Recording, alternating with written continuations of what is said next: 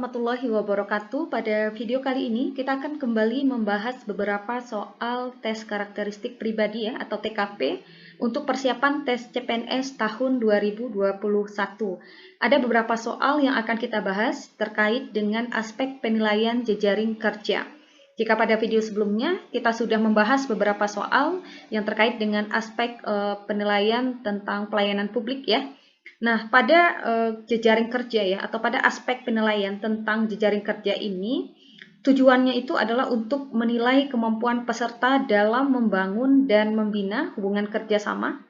Artinya adanya kemauan untuk bekerja sama gitu ya, membina hubungan yang harmonis antar rekan kerja atau tim, memahami pikiran dan perasaan orang lain, kemudian memiliki jaringan informasi yang luas, dan kekompakan tim dalam menjelaskan atau dalam menyelesaikan sebuah permasalahan. Nah, itu adalah poin-poin yang perlu kita ingat dan itu menjadi dasar atau landasan kita untuk memilih jawaban-jawaban yang terkait dengan jaring kerja gitu ya.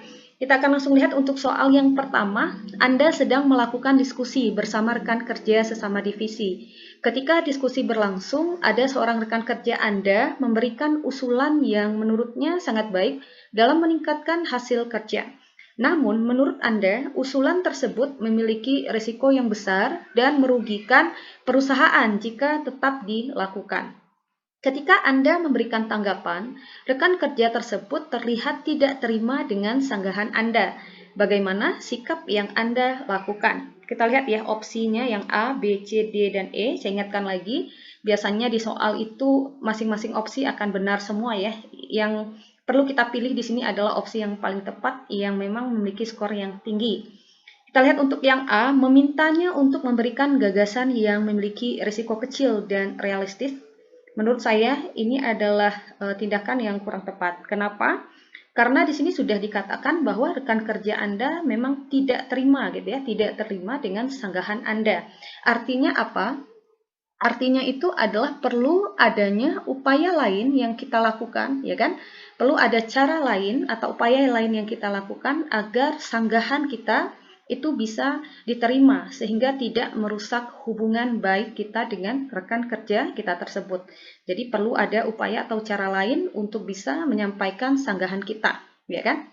Nah, untuk yang B, memintanya untuk memikirkan kembali gagasan yang diusulkan. Saya rasa ini juga sama ya dengan yang A tadi, ya kan?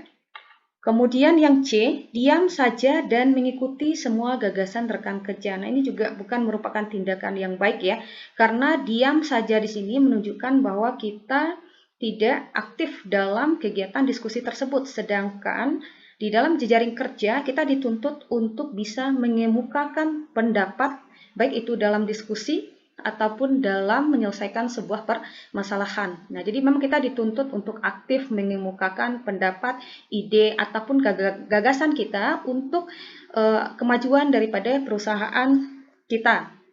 Nah, kemudian jadi yang C udah pasti saya silang ya.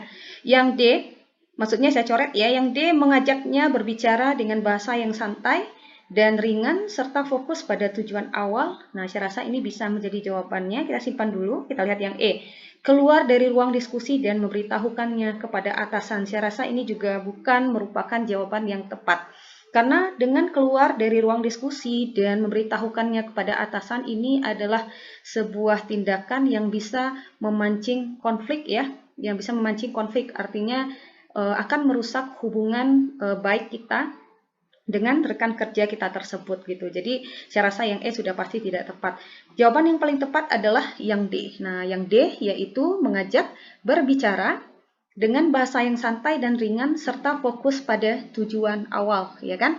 Nah, karena ini adalah cara yang paling baik atau solusi yang paling baik untuk menyampaikan pendapat kita dan tentu saja bisa mencairkan suasana. Oke, berikutnya, jadi jawaban yang benar, yang paling tepat ya, bukan yang benar, tapi yang paling tepat itu adalah D. Kemudian kita lanjut ke soal yang kedua. Anda dipercaya oleh atasan untuk menjadi seorang ketua tim dalam menyelesaikan sebuah pekerjaan penting. Pekerjaan tersebut menuntut Anda dan rekan kerja untuk bekerja secara cepat, cermat, efektif, efisien, dan berpegang pada SOP. Namun, dalam pelaksanaan pekerjaan tersebut, ada seorang rekan kerja Anda melakukan kesalahan yang cukup fatal karena tidak berpegang pada SOP. yang telah ditetapkan. Bagaimana sikap Anda? Oke, kita lihat yang pertama, membicarakannya dengan atasan tentang permasalahan tersebut. Nah, saya rasa ini tidak tepat ya, karena di sini sudah dikatakan bahwa Anda sudah dipercaya oleh atasan itu menjadi seorang ketua tim, ya kan? Sehingga memang Anda dituntut untuk dapat mengambil keputusan terkait permasalahan tersebut. Maka yang A ini saya rasa tidak tepat. Yang B, berdiskusi dengan rekan kerja lain untuk mengambil keputusan. Oke, saya rasa ini bisa kita simpan dulu yang B. Yang C, memintanya untuk mempertanggungjawabkan kesalahan kepada atasan. Nah, saya rasa yang C ini juga bukan merupakan jawaban yang tepat ya. Karena kalau masalah tanggung jawab itu tidak hanya dilimpahkan kepada rekan kerja atau bawahan Anda saja. Anda sebagai ketua juga ikut bertanggung jawab terhadap kondisi ataupun masalah yang terjadi di dalam tim Anda. Jadi saya rasa C tidak tepat. D, mengeluarkannya dari tim serta menuntut pertanggungjawaban, ini saya rasa bukan sikap yang bijaksana ya yang dilakukan oleh seorang ketua tim. Sudah pasti ini langsung kita coret saja. Yang E, menganalisis kesalahan yang telah diperbuat oleh rekan kerja Anda tersebut. Nah, menurut saya jawaban yang paling tepat ya di antara B dan E itu adalah yang E. Kenapa? Menganalisis kesalahan di sini adalah salah satu bentuk tindakan atau solusi yang Anda coba lakukan gitu ya. Sebagai seorang ketua tim, dengan menganalisis kesalahan yang telah diperbuat oleh rekan kerja Anda bisa membuat rencana untuk tindakan yang selanjutnya. Jadi jawaban yang benar, bukan yang benar ya, yang paling tepat menurut saya adalah yang E. Berikutnya yang nomor 3. Anda adalah seorang front office di sebuah perusahaan di instansi pemerintah. Tugas Anda adalah melayani setiap tamu yang datang ke instansi pemerintahan Anda mengabdi. Suatu hari Anda kedatangan seorang tamu dan ingin bertemu dengan pimpinan Anda untuk suatu urusan yang harus diputuskan pada saat itu juga. Sedangkan pimpinan Anda baru saja pagi tadi harus keluar kota untuk urusan yang tidak bisa ditinggalkan. Tamu tersebut terus mendesak Anda untuk mencoba menghubungi atasan Anda. Setelah beberapa kali Anda coba, nomor atasan tetap tidak dapat dihubungi. Kemudian tamu tersebut meminta Anda untuk memberikan keputusan. Sikap Anda adalah A. Mengambil keputusan tanpa petunjuk atasan selama tidak bertentangan dengan kebijakan yang ada di perusahaan. Oke, kita simpan dulu ya jawaban yang A, karena kalau kita lihat kondisinya tadi memang sangat darurat sekali ya, di mana keputusan harus diputuskan pada saat itu juga katanya, sedangkan pimpinan tidak ada di tempat ya, sedang ada urusan lain di luar kota, dan seorang front office ini sudah berusaha mencoba menghubungi tetapi tidak dapat dihubungi ya kan. Oke, kita boleh simpan dulu yang A. Yang B, tidak berani mengambil keputusan tanpa petunjuk atasan saya dan meminta tamu tersebut datang besok. Saya rasa ini juga tidak tepat ya, karena di sini sudah dikatakan keputusan itu harus diputuskan pada saat ini juga, bukan besok. Jadi yang B sudah pasti juga salah ya. Bukan salah, maksudnya tidak tepat ya.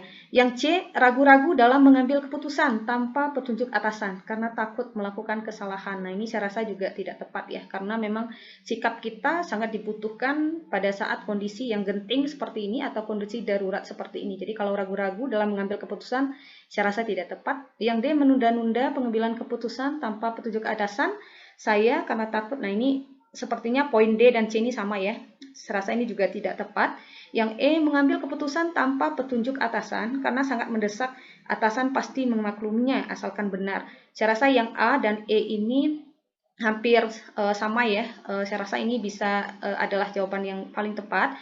Di antara A dan E ini, kalau menurut saya yang paling tepat adalah A ya. Soal yang keempat, Anda bersama rekan kerja telah berhasil menyelesaikan pekerjaan dengan baik.